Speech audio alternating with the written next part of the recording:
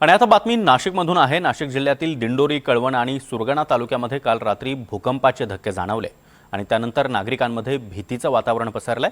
रात्री 10:01 अचानक भूगर्भातून मोठा आवाज येत जमीन हादरू लागली आणि त्यामुळे नागरिकांनी घराबाहेर धाव घेतली। काही घरांच्या भिंतींनाही तडे गेलेत, तर घरातील भांडी देखील पडल्याची माहिती आहे।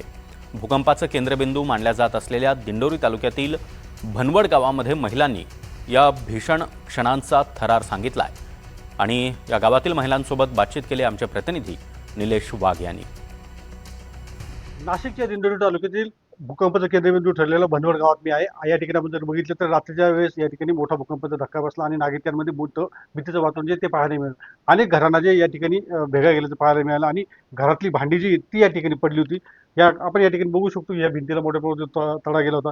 त्यामुळे यासह काही गावातल्या काही घरांना देखील अशाच प्रकारचे तडे गेले आणि रात्री अचानक झालेल्या या भूकंपाच्या धक्क्यामुळे भांडे देखील कोसळले होते। त्यामुळे नागरिकांमध्ये काही भीतीचं वातावरण होतं आणि नागरिक आजही जरा घाबरलेल्या स्थितीत आहे। माझ्यासोबत या भागातले नागरिक आहे। मावशी, मला एक सांगा, रात्री जेव्हा भूकंपाचा धक्का बसला, काय एकंदरीत स्थिती होती?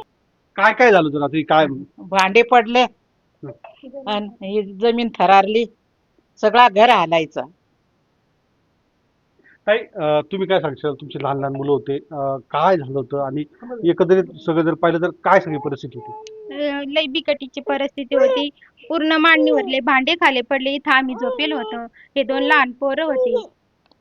असं पूर्ण घर हालायचं। भीतीला तडा गेला।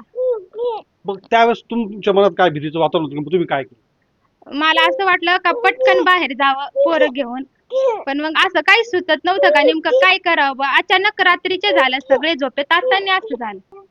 एकंदरीत जर पाहिलं तर काल रात्री झालेल्या भूकंपाच्या तीव्र झटक्यामुळे भवनवड असेल किंवा आजूबाजूची परिसराची गावं या ठिकाणी भीतीचं वातावरण जे ते या ठिकाणी पाहायला मिळतंय आणि रात्रीच्या या संपूर्ण प्रकारामुळे जी झालेली भीती ती या ठिकाणी नागरिक जे आहेत ते या ठिकाणी कथन करतात। त्यामुळे आपण जर पाहिलं तर अक्षरशः अंगावर काटा येतोय। या संपूर्ण प्रकारामध्ये जर पाहिलं तर या परिसरातील नागरिकांमध्ये मोठं भीतीचं वातावरण जे आहे ते या ठिकाणी निर्माण झालंय। प्रशासनाने आता या नागरिकांना दिलासा देण्यासाठी गावात येऊन जनजागृती करावी आणि नागरिकांना दिलासा द्यावा अशी काहीशी मागणी जी ती आता या भागातील नागरिकांच्या वतीने केली जाते। निलेश वाघ, EDTV मराठी, भनवड, दिंडोरी, नाशिक।